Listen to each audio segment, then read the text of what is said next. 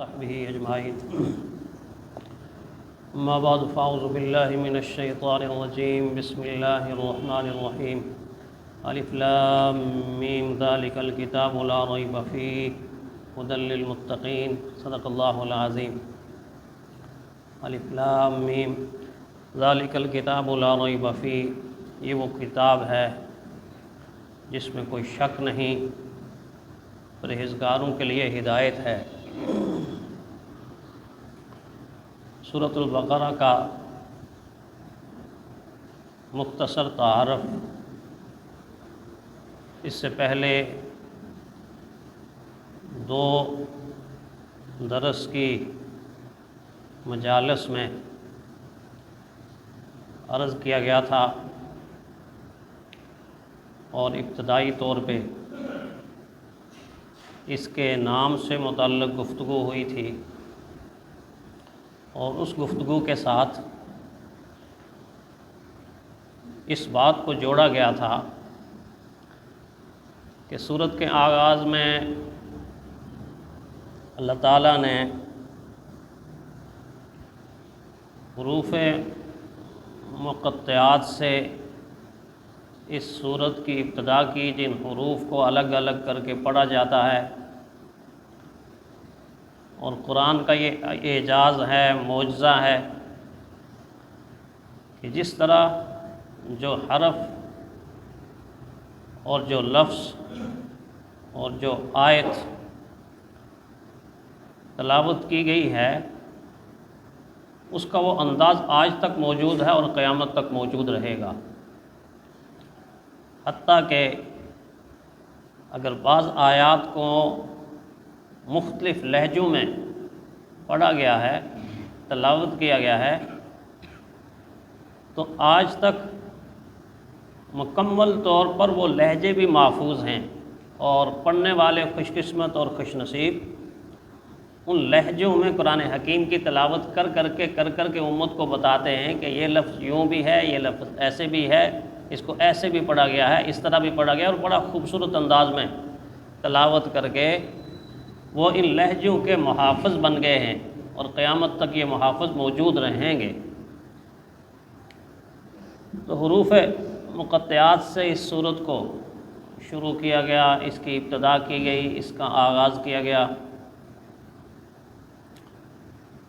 پیارے پیغمبر صلی اللہ علیہ وسلم نے اپنے مبارک ارشادات میں بعض آیات کی بہت زیادہ فضیلت بتا کے امت کو ان کی طرف متوجہ کیا کہ یہ پڑھتے رہا کرو، یہ پڑھتے رہا کرو، ان کے فائدے بتائے، ان کے منافع بتائے، اور ان کے پڑھنے میں اللہ تعالیٰ کے اجر عطا فرماتے ہیں، اجر بتایا۔ اور آیات کے ساتھ ساتھ اللہ کے حبیب نے بعض صورتوں کی فضیلت بتائی کہ یہ مکمل صورت اگر اس کی کوئی تلاوت کرے گا، اس کو کوئی یقین سے پڑھے گا، تو اس سے اس کے دنیا کے کیا فائدے اس کو حاصل ہوں گے، اور آخرت میں اللہ تعالیٰ اس کو کیا مقام اور کیا مرتبہ عطا کریں گے،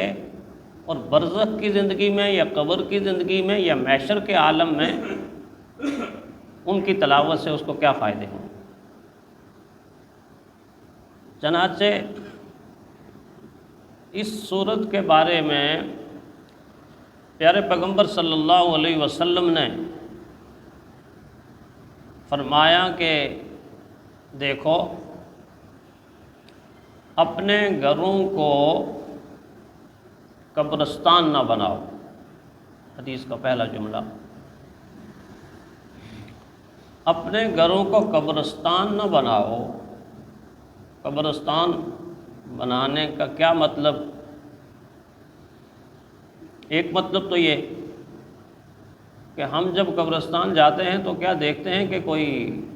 وہاں قبر کے اوپر بیٹھا ہوا یا قبر کھول کے ہمیں نظر آتا ہے کہ کوئی تلاوت کر رہا ہو، کوئی ذکر کر رہا ہو، کوئی نماز پڑھ رہا ہو، کوئی سخاوت کر رہا ہو، کوئی صدقہ اور خیرات کر رہا ہو۔ ایسا کوئی نہیں کر رہا۔ گویا خاموشی کا عالم ہے، سناٹے کا عالم ہے۔ تو یعنی ایسی بستی کے جس میں بظاہر اعمال ہوتے ہوئے نظر ہی نہیں آ رہے۔ اگر زندوں کے گھر بھی ایسے ہی بن جائیں کہ نہ کسی گھر میں کوئی تلاوت کرنے والا ہو، نہ ذکر کرنے والا ہو، نہ قرآن حکیم سیکھنے والا ہو، نہ سکھانے والا ہو، نہ پڑھنے والا ہو، نہ پڑھانے والا ہو، نہ کوئی صدقہ اور خیرات کرنے والا ہو، دینی اعمال اگر کسی گھر کے اندر سے نکل جائیں تو وہ گھر دنیا کے ساز و سامان سے بڑا ہوتا ہوا بھی قبرستان ہے۔ بے شک اس کے اندر رنگ برنگے برتن موجود ہیں، اعلیٰ قسم کے برتن موجود ہیں، بہترین قسم کا فرنیچر موجود ہے، اس کی بناوٹ، اس کی سجاوٹ، اس کے سارے ساز و سامان کے مزین سامان موجود ہیں، اسباب موجود ہیں، لیکن اس کے باوجود اگر اللہ کا اس میں ذکر نہیں ہے، قرآن کی اس میں تلاوت نہیں ہے، عبادت نہیں ہے، ریاضت نہیں ہے، ذکر و اذکار نہیں ہے، تو وہ گھر قبرستان کا ایک حصہ ہے، زندوں کی بستی کا ایک حصہ نہیں کہلا سکتا۔ تو سب سے پہلے توجہ دلائی کہ اپنے گھروں کو قبرستان نہ بناؤ۔ اس سے ہم اندازہ کر سکتے ہیں، اس سے ہم دیکھ سکتے ہیں، تجزیہ کر سکتے ہیں، اپنے گھروں کو جانچ سکتے ہیں، پرکھ سکتے ہیں کہ کیا ہمارے گھر واقعی گھر ہیں یا ہمارے گھر آج قبرستان بن چکے ہیں۔ ایک بات تو یہ فرمائی کہ اپنے گھروں کو قبرستان نہ بناؤ، اور ساتھ ہی فرمایا یقیناً شیطان اس گھر میں داخل نہیں ہوتا جس گھر کے اندر سورۃ البقرہ کی تلاوت ہوتی ہے۔ اس گھر کے اندر شیطان داخل نہیں ہو سکتا جس گھر میں سورۃ البقرہ کی تلاوت ہوتی ہے۔ اس زاویہ نگاہ سے پھر ہم اپنے گھروں کو چیک کریں، دیکھیں، کیونکہ قرآن کریم ایک ایک لفظ، ایک ایک جملے پر دعوت فکر دیتا ہے کہ پڑھتے جاؤ، غور کرتے جاؤ، پڑھتے جاؤ، دیکھتے جاؤ، پڑھتے جاؤ، دل کی آنکھوں سے دیکھو، دل کے کانوں سے سنو، پھر ہٹ کے اپنی طرف دیکھو، یہ کیا کہہ رہا ہے، میں کیا کر رہا ہوں، اس کا تقاضا کیا ہے، میرا عمل کیا ہے، اس کا حکم کیا ہے، میرا معاملہ کیا ہے۔ جب تک اس نگاہ سے، اس نظر سے ہم قرآن حکیم نہیں سیکھیں گے، سکھائیں گے، نہیں پڑھیں گے، پڑھائیں گے، نہیں سنیں گے، سنائیں گے، تو اگر سال ہا سال بھی قرآن حکیم کی تلاوت جاری رہے بے توجہی کے ساتھ، تو قرآن حکیم کا پورا فائدہ مجھے اور آپ کو حاصل نہیں ہوگا۔ اس لیے حضرت لاہوری رحمۃ اللہ علیہ یہ فرمایا کرتے تھے، وہی قرآن ایسے سکھاؤ کہ سیکھنے والا یہ سمجھے کہ ابھی نازل ہو رہا ہے، ابھی نازل ہو رہا ہے اور ہمارے لیے نازل ہو رہا ہے۔ یہ کوئی پرانے لوگوں کے قصے اور کہانیاں تو نہیں ہیں، جو قصے اور کہانیاں بھی میری اور آپ کی عبرت اور نصیحت کے پیغام۔ تو جب پیارے پیغمبر صلی اللہ علیہ وسلم نے فرمایا کہ جس گھر میں سورۃ البقرہ تلاوت ہوگی، سورۃ البقرہ کی تلاوت ہوگی، اس گھر میں شیطان نہیں داخل ہوگا۔ تو جس گھر کے اندر LCD لگی ہوگی اور صبح سے شام تک سارے کے سارے نظارے اور سارے کے سارے پروگرام اور ساری کی ساری وہ چیزیں جو چیزیں انسان کو اللہ سے دور کرتی ہیں، اللہ کی رحمت سے دور کرتی ہیں، برکات سے دور کرتی ہیں، دین سے دور کرتی ہیں، قرآن سے دور کرتی ہیں، شریعت سے دور کرتی ہیں، اگر سارے کے سارے مل کے ٹک ٹکی باندھ کے سارا دن ان چیزوں پر نظر رکھیں گے، ان چیزوں پر نظر رکھیں گے، تو ایسے گھر کے اندر تو پھر شیطان چھلانگیں لگاتا ہوا آ جائے گا نا۔ حضور تو فرماتے ہیں کہ سورہ بقرہ تلاوت ہوگی، شیطان داخل ہی نہیں ہو سکتا، فرشتے دروازے کے اوپر کھڑے ہو جائیں گے اور کھڑے ایسے انداز سے ہوں گے کہ دور سے شیطان دیکھ کے بھاگ جائے گا۔ جس طرح آپ کے گھر کے دروازے پر یا ادارے کے گیٹ کے اوپر چوکیدار بندوق یوں کر کے کھڑا ہو تو کوئی قریب سے گزرے گا؟ ہر آدمی کہے گا یار دور سے گزرو، دور سے گزرو، دور ہو جاؤ۔ یہ فوجیوں کے جب ٹرک گزرتے ہیں اور ڈالے گزرتے ہیں تو کئی سپاہی وہاں بندوق ایسے لے کے کھڑے ہوتے ہیں تو گاڑیوں والے تھوڑے ادھر ادھر ہوتے ہیں کہ غلطی سے ہی نہ چل جائے حالانکہ خالی بندوق ہوتی ہے، اس میں گولی وولی نہیں ہوتی، لیکن رعب اتنا ہوتا ہے کہ ہر آدمی کہتا ہے یار ادھر ادھر ہو جاؤ کہیں بٹن دب بھی نہ جائے۔ تو فرشتے اس انداز سے کھڑے ہوتے ہیں کہ شیطان قریب تک آنے کی ہمت اور جرت نہیں کرتا۔ اور جس گھر میں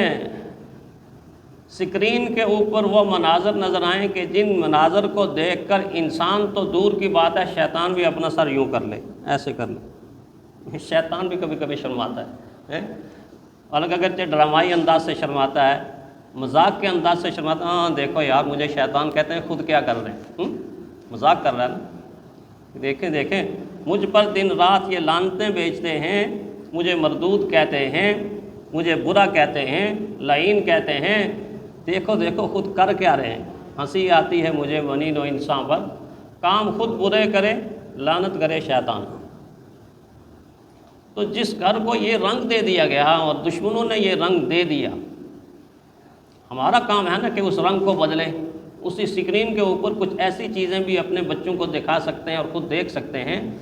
کہ جن چیزوں کے دیکھنے سے ہماری زندگی بدل جائے، برائی سے ہم بلائی کی طرف آ جائیں، شر سے ہم خیر کی طرف آ جائیں، نفرت سے ہم محبت کی طرف آ جائیں، بے دینی سے ہم دینداری کی طرف آ جائیں۔ اسی اسکرین سے ہم کام لے سکتے ہیں۔ اسکرین تو بری نہیں ہے، نظارہ برا ہے جو ہم دیکھ رہے ہیں، برے نظارے کو اچھے نظارے میں اس وقت تبدیل کیا جا سکتا ہے، لیکن اگر سارے اکٹھے ہو کر یہی نظارہ دیکھیں گے تو شیطان کہے گا یہ ہے میرا کنبہ، یہ ہے میرا قبیلہ، یہ ہے میرا خاندان، یہ میرا بیٹا ہے، یہ میری بیٹی ہے، یہ میری بہن ہے، یہ میری خالہ ہے، یہ میری پھپھو ہے، یہ تایا ہے، یہ چچا ہے، یہ فلاں ہے فلاں ہے، جتنے بھی بیٹھے ہوئے ہیں نا پورے کے پورے خاندان لے کے، وہ کہتا ہے میرا کنبہ ہے، میرا قبیلہ ہے، میرا خاندان ہے، اب یہ میرے اپنے لوگ ہیں، میں ان سے جو چاہوں کروا سکتا ہوں، میں ان سے جو چاہوں کروا سکتا ہوں۔ پھر ایسے ایسے کام کرواتا ہے کہ جس جیسے کام خود شیطان بھی کر ہی نہیں سکتا، نہ کرنا چاہتا ہے، اس لیے نہیں کرنا چاہتا کہ اس کا کام جب انسان کرے گا تو اس کو کام کرنے کی ضرورت کیا رہے گی۔ ایک انسان کا ملازم ہے، نوکر ہے، تو وہ پانی کا گلاس بھر کے سامنے رکھ دیتا ہے، تو اب اس کو ملازم کا کام کرنے کی ضرورت ہے، کیونکہ اس کا کام ملازم نے اس کو کر دیا کہ وہاں سے پانی لا کے اس کے سامنے رکھ دیا۔ بالکل اسی طرح بعض لوگ شیطان کے نوکر، ملازم اور کرندے بن جاتے ہیں، جو کام شیطان کرنا چاہتا ہے وہ پہلے سے کر دیتے ہیں، لاؤ ہم کر دیتے ہیں، کوئی مسئلہ نہیں، ہم کر دیتے ہیں۔ اس وقت تو عصر حاضر میں یوں لگتا ہے کہ ساری انسانی نسل کو شیطان نے آگے لگایا ہوا ہے، اللہ ماشاءاللہ اچھے لوگوں کی تعداد ہے، اچھے لوگ بہت ہیں، اخلاص والے لوگ بہت ہیں، سارے نہیں، لیکن عام طور پر یہ بات محسوس ہوتی ہے کہ شیطان نے سب کو آگے لگایا ہوا ہے، اور بعض کاموں میں وہ فارغ ہو کے بیٹھ جاتا ہے، اس کے کام لوگ کرتے رہتے۔ کسی دور کے اندر کسی نیک بندے کی شیطان سے ملاقات ہوئی تو انہوں نے اس سے پوچھا کہ یار کوئی ایسے آدمی بھی ہیں جن کو تو چھوڑ دیتا ہے، جن کا پیچھا چھوڑ دیتا ہے؟ تو کہا کہ ایک وہ آدمی ہے کہ جو اپنی تعریف خود کرتا ہے، اور یہ ایک ایسی چیز ہے کہ جس کا انسان اتنا حریص ہے کہ اگر اس انسان کی تعریف کوئی انسان اس کے سامنے صبح سے شام تک کرتا رہے تو اس کا جی نہیں بھرے گا، اس کا دل نہیں بھرے گا، وہ چاہے گا کہ تھوڑی سی اور کر لے۔ وہ کسی نمازی کی مثال دیتے ہیں نا کہ کوئی نماز پڑھ رہا تھا تو قریب ہی بیٹھے دو ساتھی بات کر رہے تھے، بات چیت کر رہے تھے، گفتگو کر رہے تھے، تو ایک نے اس کی تعریفیں شروع کر دی، یہ بڑا تہجد گزار ہے، یہ بڑا نمازی ہے، یہ رات کو جاگنے والا ہے، یہ اشراق بھی پڑھتا ہے، یہ چاشت بھی پڑھتا ہے، اور یہ قرآن حکیم کی تلاوت بھی کرتا ہے، اور یہ ذکر بھی کرتا ہے، یہ سخاوت بھی کرتا ہے، تعریفیں کری جا رہا ہے، کری جا رہا ہے، کری جا رہا ہے۔ تو کافی دیر تعریفیں کرتا رہا، یہ نماز بھی پڑھ رہا ہے، ادھر اپنی تعریف سن رہا ہے، پڑھ رہا ہے نماز، اور کان ادھر لگائے ہوئے، یہ کیا کہہ رہا ہے، یہ کیا کہہ رہا ہے، یہ فلاں چیز بھی کر رہا ہے، یہ فلاں عمل بھی کر رہا ہے، بڑا خوش ہو، نماز کے دوران ہی خوش ہو رہا ہے، خوش ہو رہا ہے کہ یہ اتنی تعریف میری کر رہا ہے۔ تو تھوڑی دیر کے بعد جب سارے القاب دے کے چپ ہو گیا، وہ تو نماز میں ہی کہتا ہے میں نے کچھ حج بھی کیے ہوئے ہیں میں نے کچھ حج بھی کیے ہوئے ہیں، تو نے قصر کیوں چھوڑی؟ یہ بھی تو بتانا تھا نا کہ فلاں سن کے اندر یہ حج پہ گیا ہے، فلاں پہ گیا ہے، یہ حاجی نہیں، یہ الحاج ہے، الحاج ہے۔ ہم میں سے کچھ لوگ 2-3 حج کر رہے ہیں، تو وہ آہستہ آہستہ سٹیپ بائی سٹیپ ترقی کرتے کرتے پہلے حاجی اور پھر الحاج بن جاتے ہیں، الحاج بن جاتے ہیں۔ یہ نمازیں جو کثرت سے پڑھتے ہیں، یہ کیا بنتے ہیں پتہ نہیں، یہ کچھ نہیں لکھتے اپنے ساتھ ان کو بھی کوئی اس طرح کا القاب لکھنا چاہیے، معاذ اللہ۔ تو شیطان نے کہا کہ ایک تو اس انسان کو میں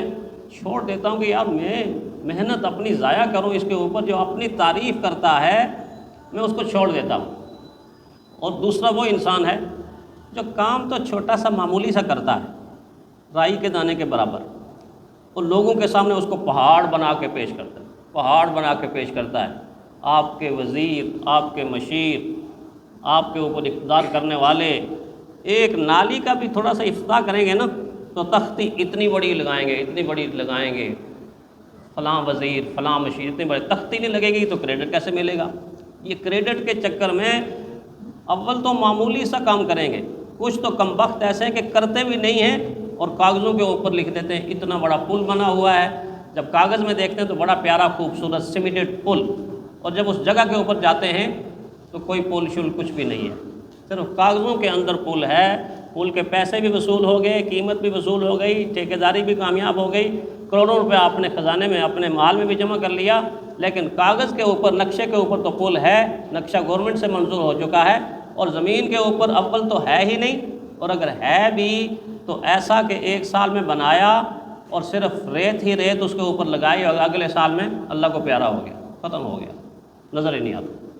یہ ہے کریڈٹ کا چکر۔ آج کل جب تک کریڈٹ نہ ملے، نام نہ ہو، تو کوئی کام کرتا ہی نہیں ہے، کرتا ہی نہیں ہے۔ تو میں دوسرا وہ آدمی ہے